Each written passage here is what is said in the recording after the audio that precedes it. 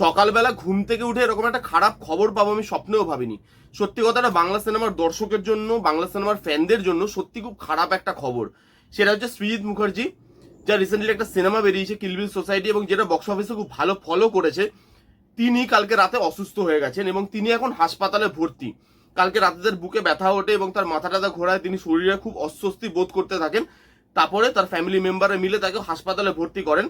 এখন যেটা খবর পাওয়া যাচ্ছে এবং যেটা ভালো একটা খবর তার ফ্যানদের জন্য, সেটা হচ্ছে তিনি আপাতত আউট অফ ডেঞ্জার, আপাতত তিনি ভালো আছেন। হসপিটাল থেকে ওটাই জানানো হয়েছে, তাকে বোধহয় ছেড়েও দেওয়া হবে, তো তিনি বাড়িতেও চলে আসতে পারবেন। আপাতত তিনি ভালো আছেন। খালি এটুকুই বলবো, সৃজিতদা তাড়াতাড়ি সুস্থ হও। এবং সৃজিতদার সিনেমা আমরা সত্যি প্রত্যেকেই ভালোবাসি। হ্যাঁ, কখনো তার সিনেমা খারাপ হয়, কখনো ভালো হয়, এটা নিয়ে আমরা আলোচনা করি, এটা আমাদের কাজ, এবং এটা নিয়ে আমরা কথাবার্তা বলে আলোচনা করি। সেটা তো সময় সাপেক্ষ ব্যাপার, সেটা যখন সিনেমা আসে তখন আমরা কথা বলি, আলোচনা করি, এবং তারপরে আবার আমরা তার নেক্সট প্রজেক্টের জন্য অপেক্ষাও করি। সেটাও কিন্তু ঠিক কথা, কারণ আমরা জানি যে সৃজিত মুখার্জি একজন খুব ভালো ডাইরেক্টর, তার হাতে কাজ আছে। তিনি বাংলা সিনেমায় যেরকম ধরনের সিনেমা হতো সেটা একটা টাইমে এসে তিনি সেই রুটিন রেগুলার ওয়ার্কটাকে চেঞ্জ করে দিয়েছিলেন তার কাজের মধ্যে দিয়ে। তিনি এমন একটা ঘরানার সিনেমা নিয়ে আসে যেই সিনেমাগুলো বাংলার জগতের জন্য বা বাংলার দর্শকের জন্য একদম নতুন ধরনের একটা সিনেমা, সেই পথটা তিনি খুলে দিয়েছিলেন। এবং অসাধারণ তিনি ফিল্ম মেকার।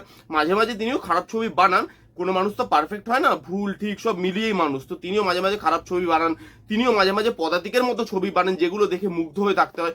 সত্যি এই খবরটা শুনে না হা হয়ে যাওয়ার মতোই ঘটনা, যে দুদিন আগে তিনি ইন্টারভিউ দিচ্ছিলেন, দুদিন আগে তিনি একদম সুস্থ ছিলেন। তার কিল বিল সোসাইটি রিসেন্টলি রিলিজ করেছে, বক্স অফিসে ভালো ফল করেছে, ভালো ব্লকবাস্টার হয়ে গেছে। হ্যাঁ, নানান লোকের কাছে কিল বিল সোসাইটি নিয়ে নানান মতামত আপনি পেতে পারেন, কিন্তু সিনেমাটা বক্স অফিসে ভালো ফলাফল করছে।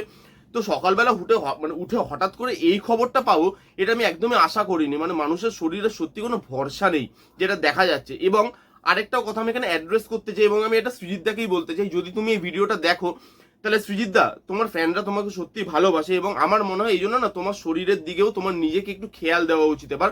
কারণ অনেক ইন্টারভিউতে, এটা আমার কথা নয়, এটা তিনি নিজেই বলেছেন যে তিনি প্রচন্ড পরিমাণে বাইরের খাবার খান, সুইগি জোম্যাটো থেকে অর্ডার করে তিনি প্রচন্ড পরিমাণে খাবার খান।